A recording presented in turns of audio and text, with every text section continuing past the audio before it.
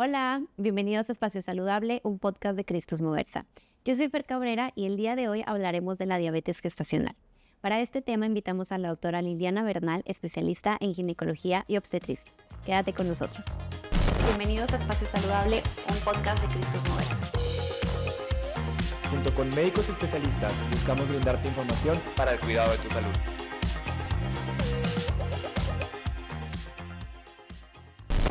Bueno, doctora, pues bienvenida a este espacio nuevamente. Qué gusto que nos acompañes. Muchas gracias por la invitación. No, un gusto nosotros tenerla por aquí. Y creo que el tema de hoy, diabetes gestacional, pues es bastante interesante.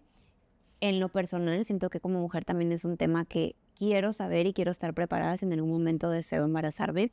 Entonces, quiero empezar contigo con los conceptos más básicos. O sea, platicar un poco de, pues, qué es la diabetes gestacional, por qué aparece. O sea, cuéntanos un poquito de qué es esto, ¿verdad? Para ir iniciando la plática. Sí, con mucho gusto. Pues bueno, la diabetes gestacional es una enfermedad metabólica, viene derivada de la resistencia a la insulina. La resistencia a la insulina es una enfermedad hereditaria que en muchos pacientes se puede presentar en la edad fértil como un síndrome de ovario poliquístico.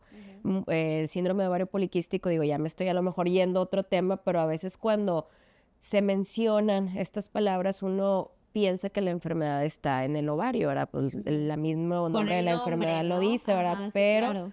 lo que es síndrome de ovario poliquístico, prediabetes, diabetes y diabetes gestacional, todo es derivado de una resistencia a la insulina. La resistencia a la insulina es una enfermedad hereditaria que la gran mayoría de los mexicanos tenemos en nuestra genética. Simplemente por ser latinoamericanos y haber nacido en México, tenemos riesgo de tener en nuestra genética resistencia a la insulina y por lo tanto derivar en la edad fértil a una diabetes gestacional, a un síndrome de ovario poliquístico y ya en la edad adulta, aunque ahorita se está viendo más en pacientes jóvenes, presentarse como una prediabetes y una diabetes. Entonces la diabetes gestacional es esta enfermedad metabólica derivada de la resistencia a la insulina que va a afectar a las pacientes embarazadas y que se diagnostica al momento en que una mujer está justamente embarazada, lo cual puede traer consecuencias graves tanto para la mujer como para su bebé que está esperando.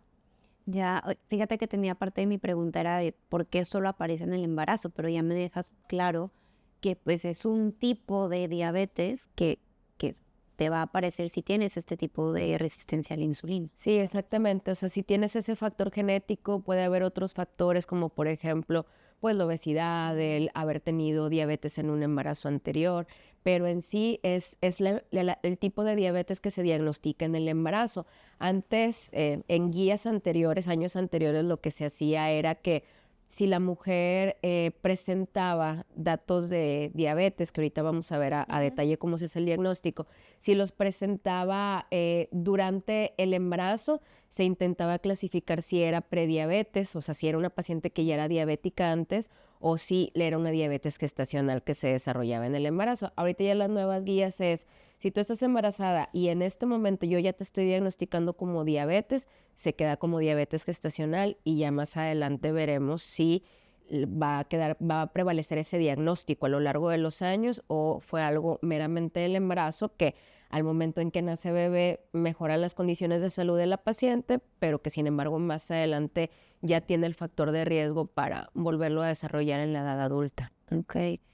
Ahorita que lo mencionas que vamos a andar, me gustaría irme metiendo pues de lleno, ¿no? O sea, veamos temas como una paciente sana que no tiene ningún como antecedente de diabetes, tiene un embarazo, ¿es probable que ella también pueda desarrollar esa diabetes gestacional o es, como tú dices, multifactorial por todo lo que sucede? Mira, es que cuando tú dices paciente sana, híjole, yo lo pondría entre comillas, así como que sana, ¿verdad? Porque a lo mejor, digo, todos los que estamos aquí presentes o los que están escuchando ahorita el podcast pueden decir, yo estoy sano.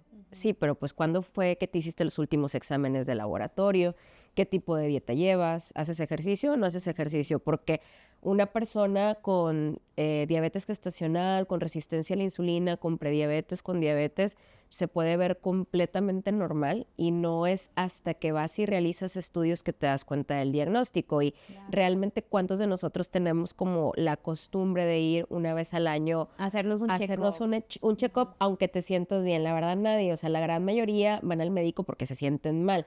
Y la gran mayoría, o bueno, no debo decir la gran mayoría porque la verdad ya cada vez están más aplicadas las mujeres, pero muchas pacientes la primera vez que visitan al ginecólogo es en el embarazo, ¿verdad? Entonces, son pacientes que ellas se creen sanas y que este tipo de diagnóstico a veces les cae como un balde de agua fría porque dicen, oye, pero pues yo me siento bien, o sea, a mí no me duele nada. Claro. Yo he escuchado que la gente con diabetes, pues no ve bien o se les infecta el dedito del pie, ¿no? O sea, ya cuando una persona con diabetes ya tiene un tema relacionado a la vista, relacionado al riñón, relacionado a una mala circulación o cicatrización de las heridas, es porque esa ya persona tiene pasó, años, o sea, y no te estoy diciendo 10 años, a lo mejor más.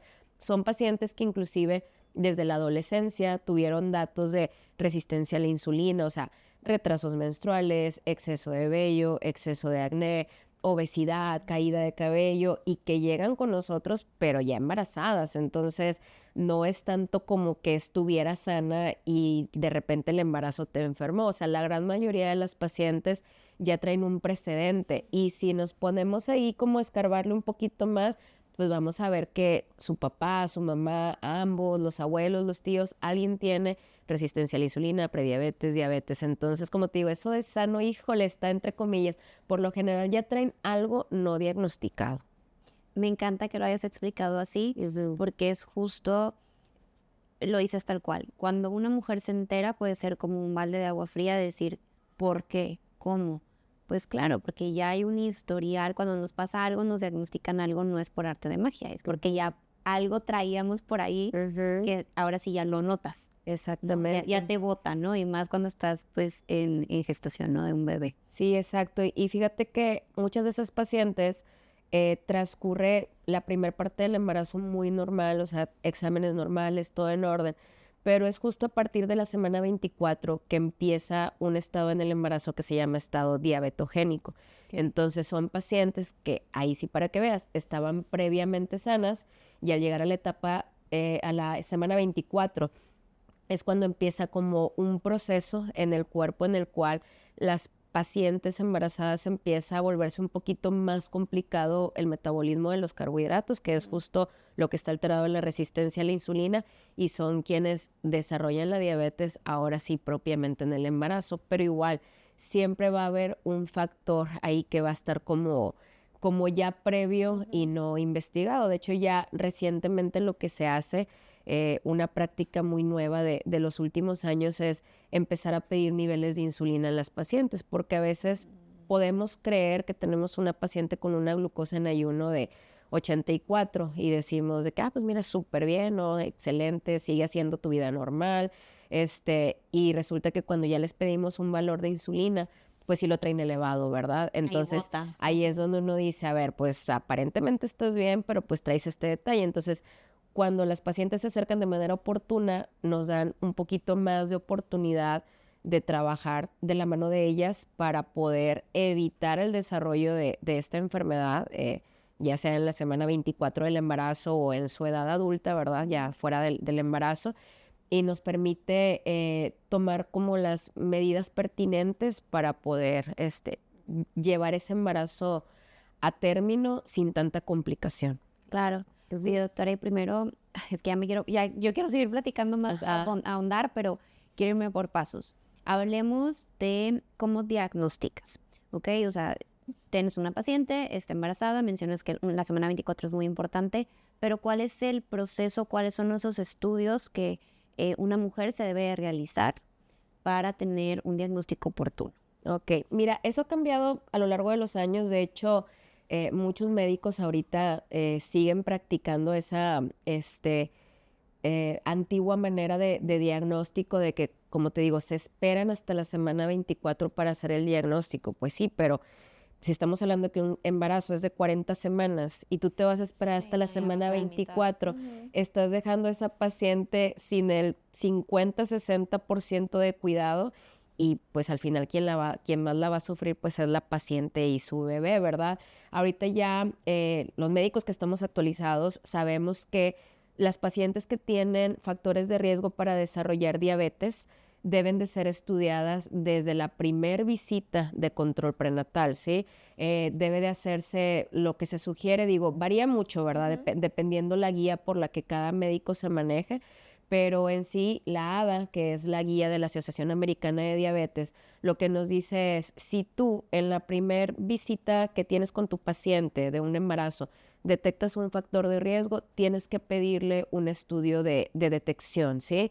¿Qué estudios nos dice la ADA que podemos utilizar? Pues la curva de glucosa, determinación de hemoglobina glicosilada, que es un examen para ver cómo estuvo la glucosa en los últimos 3 meses de esa paciente, o con determinación de glucosa en ayuno o al azar, ¿verdad? O sea, hay muchas técnicas, ¿verdad?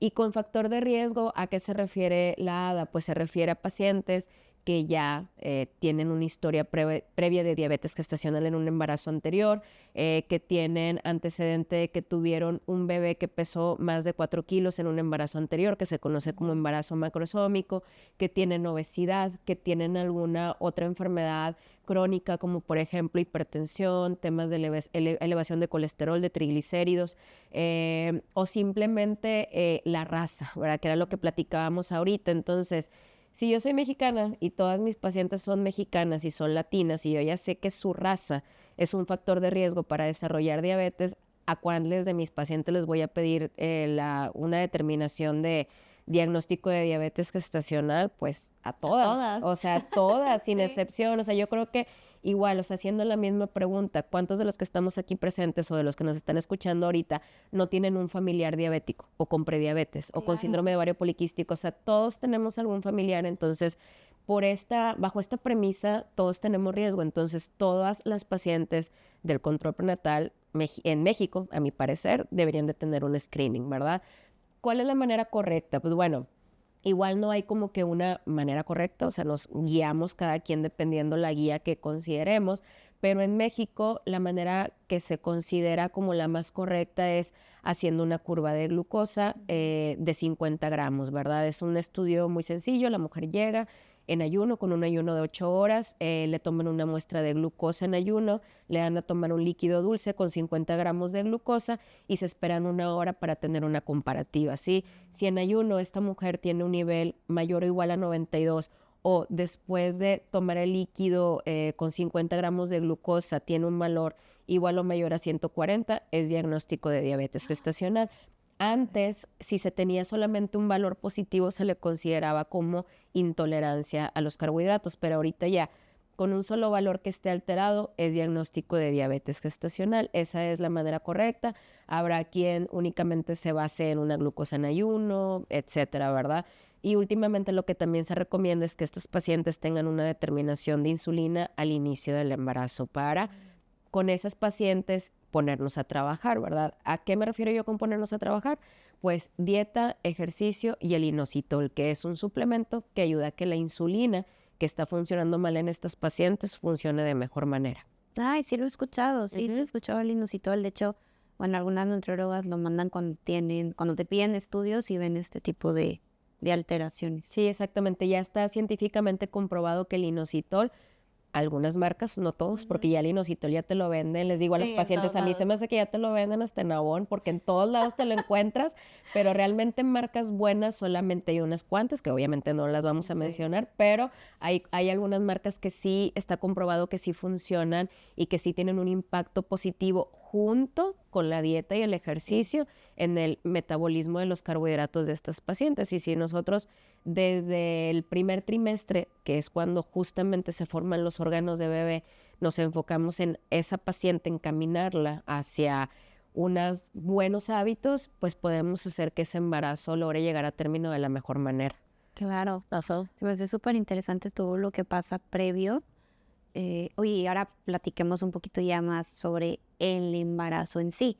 O sea, si ya tienes una paciente que tienen estos rangos alterados, que ya la diagnosticas como una diabetes gestacional, pues, ¿qué es lo que o sea, qué puede esperar esa mamá? ¿Cómo es la salud del bebé? ¿Cómo afecta? O sea, platícanos un poquito ya del proceso cuando tienes un diagnóstico yo como mamá, pues, ¿qué espero, no? ¿Qué tengo que hacer? Mira, nuestro peor miedo, vamos a decirlo así, es que ese bebé desarrolle malformaciones. Las malformaciones que están asociadas a un estado de resistencia a la insulina y diabetes gestacional son malformaciones cardíacas. Algunas de ellas compatibles con la vida, otras de ellas no tanto. Otros son bebés que al nacer tienen que ser sometidos a cirugías.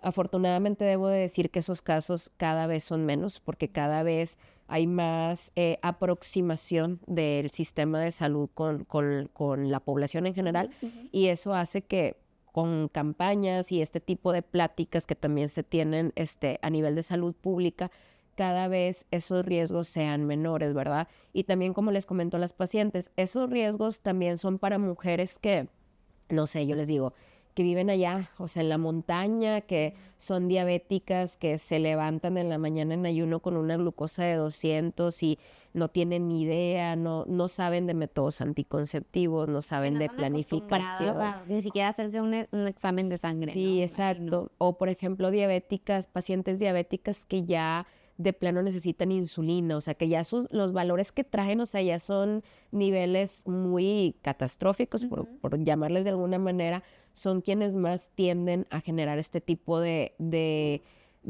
consecuencias tan graves para la salud de bebé. Sin embargo, lo más común es que precisamente en el bebé pueda haber un crecimiento mayor de lo normal de acuerdo a las semanas. O sea, son bebés de, no sé, te voy a poner un ejemplo, una paciente de 30 años, pero que su bebé ya da para 34, perdón, de 30 semanas, que su bebé ya da para 34, 35 semanas. Wow. Bebés que apenitas están en el término y andan en los 3,500, 4 kilos. Entonces, no nada más es de que tu bebé está grande y ya, es que también eso puede dificultar el nacimiento de ese bebé, ¿verdad? No es lo mismo un bebé que nace por parto o por cesárea de 2,500, 3,500 a un bebé que ya nace de 4 o 5 kilos. Pone en peligro la vida de bebé independientemente de cuál sea la vida de la vía del nacimiento, o sea, parto o cesárea, y pone también en peligro la vida de la mamá, ¿verdad? Claro. ¿Por qué? Pues porque son pacientes en los cuales se puede llegar a necesitar el uso de forceps, que realmente, aunque los forceps, pues digo, es un instrumento del parto que tiende a usarse normalmente, pues no es tan inocuo, ¿verdad? O sea, puede llegar a generar daños en la mamá, afectaciones en el bebé. Entonces, ese aumento de peso de cierta manera descontrolado es lo que puede generar problemas al nacimiento de los bebés. Puede también provocar algo que se llama polidrapnios, que es exceso de líquido amniótico. Al tener ese exceso de líquido amniótico, pueden pasar pues dos cosas, ¿verdad? Una es que el líquido pese tanto y desarrolle un crecimiento tan grande del abdomen que puede generar parto prematuro, o sea, que la mujer empiece con trabajo de parto antes de tiempo, o simplemente el peso de la bolsa puede generar una ruptura prematura de membranas, o sea, que la bolsito, la fuente se rompa antes de tiempo, ¿verdad? En productos pues que son prematuros y con las consecuencias que un bebé prematuro puede tener, ¿verdad? ¿Qué más puede provocar? Pues bueno, puede provocar que esos bebés desarrollen una resistencia a la insulina o una diabetes en una edad muy temprana de su vida. y de manera muy catastrófica. O sea, una diabetes, digo, antes, ¿verdad? Porque antes así era, pues se desarrollaba a los 50, 60 años, ¿verdad?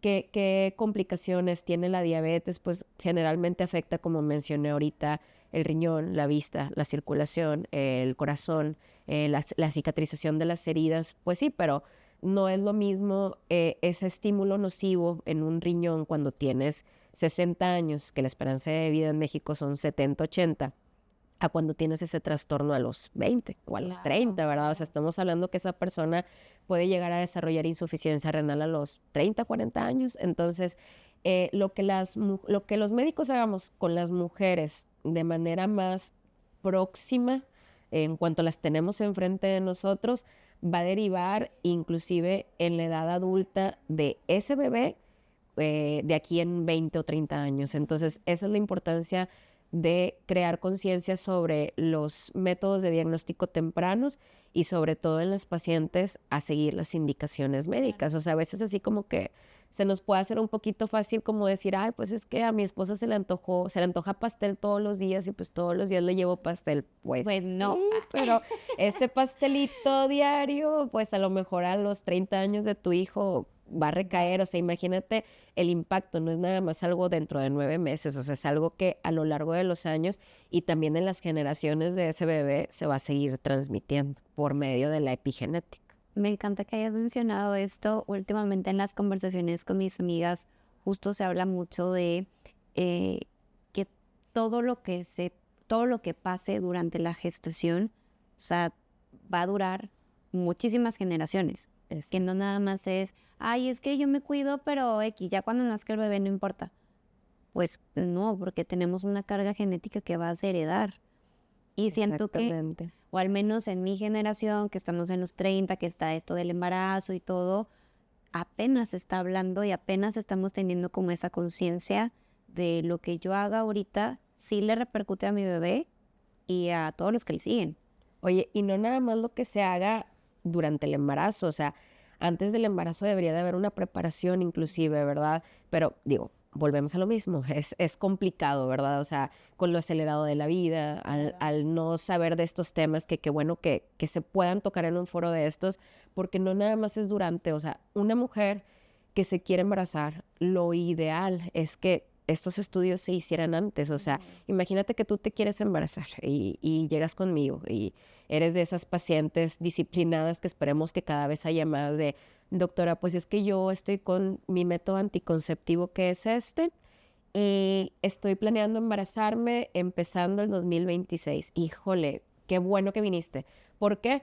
Porque yo ahí ya te puedo hacer todo un panel de estudios. Yo ya puedo saber si tú tienes resistencia a la insulina, si tienes un tema de la tiroides que va a impedir que te embaraces rápido o que tu embarazo pueda llegar a término, si tienes temas genéticos, si tienes un tema de un grupo sanguíneo diferente que nos puede poner. Entonces, tú ya me estás dando a mí la oportunidad de yo trabajar sobre ti y darte las recomendaciones, ¿verdad? Claro. Y quién sabe, o sea, a lo mejor te hago estudios y sale todo bien y te digo, oye, pues todo súper bien, pero pues fíjate que es muy bueno si empiezas a tomar ácido fólico de tantos microgramos 3 meses antes de tu embarazo, y no nada más tú, también tu esposo, porque tu claro, tu esposo pareja. aporta de que el 50%, o sea, eso sería lo ideal, que desde antes las mujeres se acercaran. Y bueno, vamos a poner un ejemplo algo que sale muy comúnmente, que es resistencia a la insulina. Pues bueno, yo ya te puedo derivar con nutrición para que te empiece una dieta para precisamente mejorar esos niveles,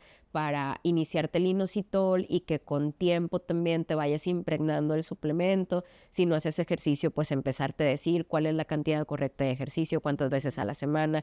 Entonces, sí, o sea, ya embarazada, claro que todo lo que hagas va a impactar, pero inclusive si desde antes nos preparamos y detectamos las pacientes que se pueden llegar a complicar, creo que podemos tener un sistema de salud menos saturado y una vida de mayor calidad para nosotros y nuestros hijos, para que no tengamos que estar yendo tanto al doctor. ¿Me explico? O sea, Claro.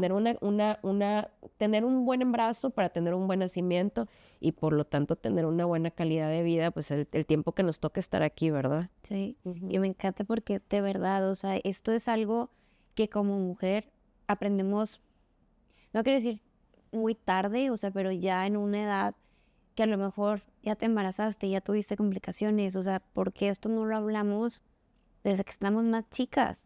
¿Por qué no nos preparan de decir, oye, ¿quieres ser mamá? Claro, adelante, puedes tener un bebé, pero hay que tener un proceso para que esto salga sano?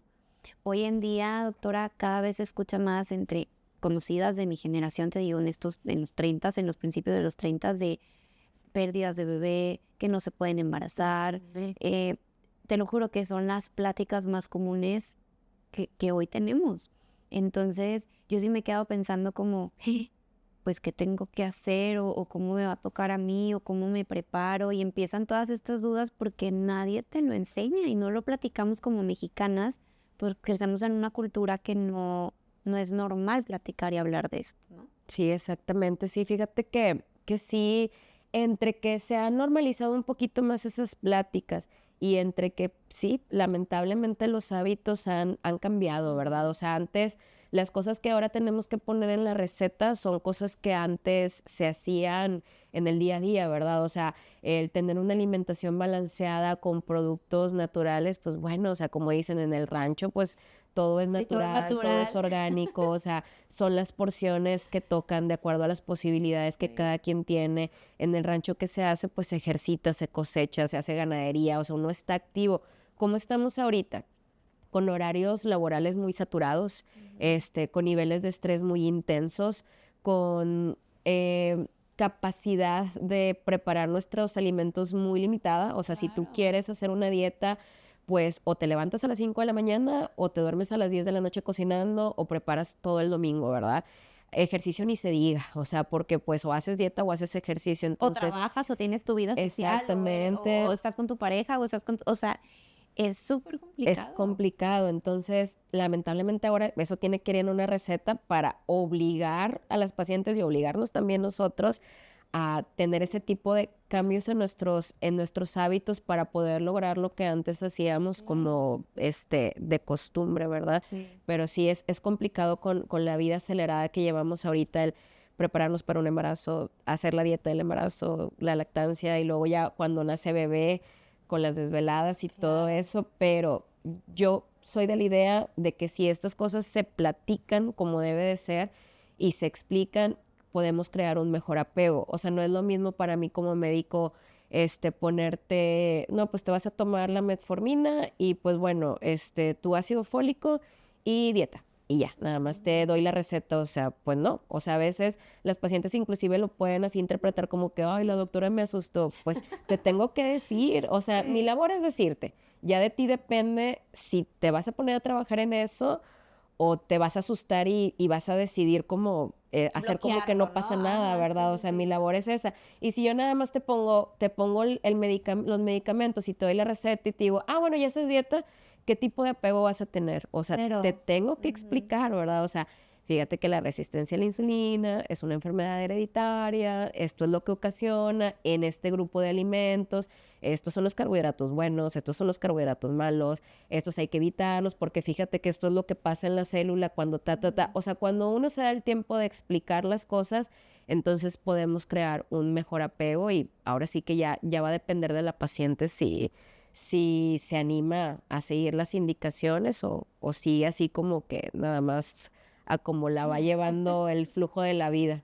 sí, que es Ujú. un poco también como de esta empatía que a Ajá, veces también lo he escuchado, ¿no? Con muchos médicos, en el caso de ginecólogos, de decir, pues es que no me explicó nada, o simplemente me hace el eco y listo, ya me voy, ajá. pero no hay como esta empatía o esta explicación de, pues, qué me va a pasar a mí, qué le puede pasar al bebé, qué Ujú, complicaciones puedo tener, que luego por eso tengo amigas que han cambiado tanto de ginecólogo, porque dices que no me siento cómoda, porque ujú. no, como que no empatizamos. Exacto. Entonces sí, creo que es bien importante eso. Sí, pues hay que darnos el tiempo. Al final de cuentas estamos prestando un servicio por el cual estamos recibiendo un pago, entonces creo que lo menos que podemos hacer es sentarnos a explicarle a esa persona qué es lo que está pasando con su cuerpo para que realmente le genere un clic y diga, me voy a comprometer a Claro. seguir las indicaciones médicas. Claro. Ay, doctora, yo aquí puedo hablar mucho tiempo con usted, Ay, ya pero sé, quiero les irme dije que a esto era un... de 2 horas. quiero irme a nuestro siguiente bloque donde hablamos pues de las preguntas frecuentes. Creo que aquí también vamos a poder ahondar. Ok. Esas son preguntas frecuentes que el público en general realiza en internet. Son como las más populares. Entonces me gustaría como empezar con la primera que se me hace muy interesante. Tengo diabetes gestacional, o sea, fui diagnosticada con diabetes gestacional. ¿Puedo amamantar a mi bebé? Por supuesto, no solamente puede, debe de amamantar a bebé. El tema con la diabetes es un problema del metabolismo. Si nos mantenemos activas, que de hecho pues la lactancia es inclusive pues se puede considerar una actividad física porque pues te mantiene ocupada, te mantiene activa, estás gastando calorías Ujú. mientras que estás amamantando un bebé. Entonces, no solamente podemos, sino que debemos procurar la lactancia materna.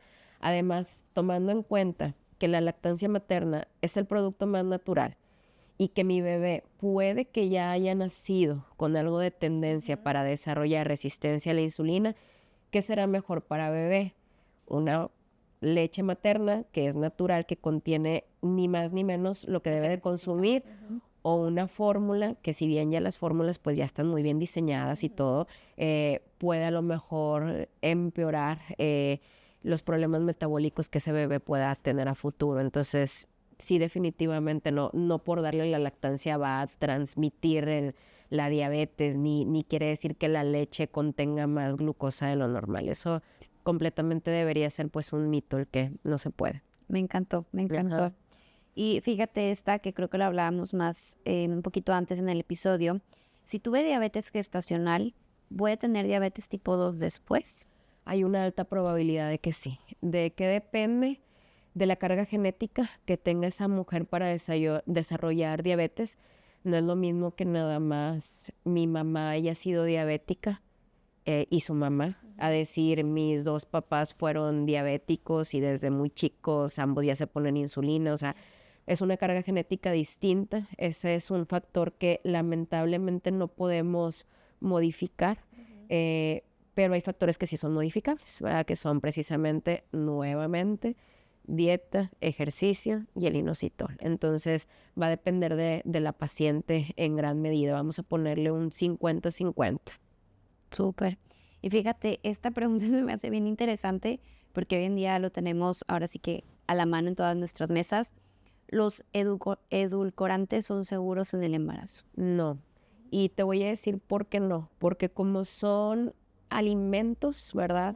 O endulzantes que tienen muy poquito de haberse creado o inventado, no hay suficientes estudios que apoyen la seguridad. Entonces, definitivamente no son seguros en el embarazo, ni son seguros para los niños pequeños, ¿verdad? Y queda todavía en duda si serán beneficiosos para nosotros, ¿verdad? Entonces, lo menos que se puedan consumir, pues lo mejor es mejor buscar endulzantes de origen natural y obviamente con cantidades moderadas, ¿verdad? A lo mejor lo que viene siendo la miel con cantidades pequeñas, o el edulcorante, pero con la menor cantidad posible, ¿verdad? O sea, digo, hay personas que lo consumen diariamente con su café, híjole, sería mejor evitarlo y buscar otras maneras de endulzar los alimentos, pero sí, definitivamente edulcorantes en embarazo y en niños pequeños están contraindicados. Perfecto, súper.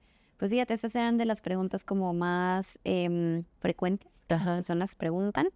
Y ya para irnos al último bloque del episodio, ya lo conoces, doctora, la receta del especialista. Este es un momento en donde me gustaría que aprovecharas para poder compartir tus 2 o 3 recomendaciones a las pacientes que hoy nos están escuchando, ya sea en YouTube, en Spotify, sobre cuál es tu receta, ¿no? ¿Qué es lo que tú como doctora ahora sí que recomiendas? Ok, pues básicamente sería como volver a mencionar lo de la plática, pero como puntos clave. Número 1, muy importante, y lo que sería lo más ideal es, si tú estás buscando un embarazo y ya más o menos traes ahí como una fecha, acude con tu ginecólogo al menos 3 meses antes para que te solicite exámenes preconcepcionales, que son, como su nombre lo dice, antes de concebir el embarazo, para precisamente detectar factores de riesgo e ir preparando el terrenito. Lo que yo siempre les digo a las pacientes es, mira, imagínate que tú vas a sembrar un árbol, no lo vas a ir a sembrar en el concreto. O sea, vas a tu casa, haces un pocito, quitas el concreto, vas y compras tierra fértil, te fijas que le dé sol, pero que también le dé sombra, que le puedas echar agüita. Es exactamente lo mismo. O sea, tienes que ir preparando el terreno para ese cuerpo que va a dar vida a un nuevo ser vivo, ¿no? Entonces, número 1, acércate con tu ginecólogo de confianza para que te solicite exámenes. Ve preparándote dentro de tus capacidades, evitando los alimentos que sabemos que no nos hacen bien. Todos sabemos lo que hace bien y lo que hace mal. Entonces, evita esos alimentos, empieza a preparar tu cuerpo para actividad física. Si nunca has hecho actividad física, empieza con 30 minutos al día, 5 veces por semana. Y muy importante, a lo mejor ya eso ya es mucho como dicen, ya es mucho pedir, pero tratar de llevar el peso a los valores normales, ¿sí? Se está tratando de hacer una cultura médica no tan pesocentrista, pero también la evidencia es clara. pacientes que inician un embarazo con un índice de masa corporal mayor a 25 tienen mayor riesgo de desarrollar diabetes y enfermedades hipertensivas del embarazo, ¿sí? Entonces, procurar eso, ¿verdad? Número 2, si tú ya estás embarazada, lo ideal es que vayas a prontitud con tu médico. Muchos pacientes esperan porque dicen, no, es que mi vecina me dijo que me esperara otro mes para que se vea el bebé. No, error. En el momento en el que una mujer se embaraza, tiene que ir con el médico porque tiene que el médico solicitarle exámenes para ver cómo está iniciando esa mujer el embarazo, ¿verdad? Si tu médico no te pide exámenes de glucosa desde un inicio, probablemente sea un médico que no está actualizado, entonces es válido buscar una segunda opinión. Número 3, si tú ya estás embarazada y tienes diagnóstico de diabetes gestacional, lo importante es que sigas las indicaciones médicas al pie de la letra. Yo siempre les digo, no pasa nada si tuviste una boda y dieron pastel y te quisiste comer una rebanadita de pastel. El tema es qué es lo que pasa de domingo a viernes, ¿verdad? O sea, o que ese día que tuviste tu evento y que te comiste tu pastel, pues bueno, en la mañana y al mediodía te comiste lo que te tocaba, ¿verdad? O disminuiste un poquito el carbohidrato para poder en la noche hacerlo. O sea, hay trucos porque pues tampoco la vida se trata de ser soldado, sino no disfrutarla, ¿verdad? Claro. Pero hay que hacerlo con moderación. Yo creo que esos serían los puntos más importantes a recalcar de la plática. Pues me encantó y yo creo que todavía podía quedarme platicando más tiempo contigo, pero luego aquí nos regañan. Entonces, pues les compartimos y les invitamos a que si tienen a alguien que conozcan, que les interese esta información, que estén embarazadas, que sepan que se quieren embarazar, ayúdenles a compartirlo, ayúdenles diciéndoles que aquí hay un espacio donde hablamos de estos temas y que si tienen alguna duda, en Cristos Mujeres hay especialistas que los pueden apoyar para todo este proceso. Entonces, doctora, un gusto que estés aquí, un gusto haber platicado sobre esto contigo y nos vemos en el siguiente episodio.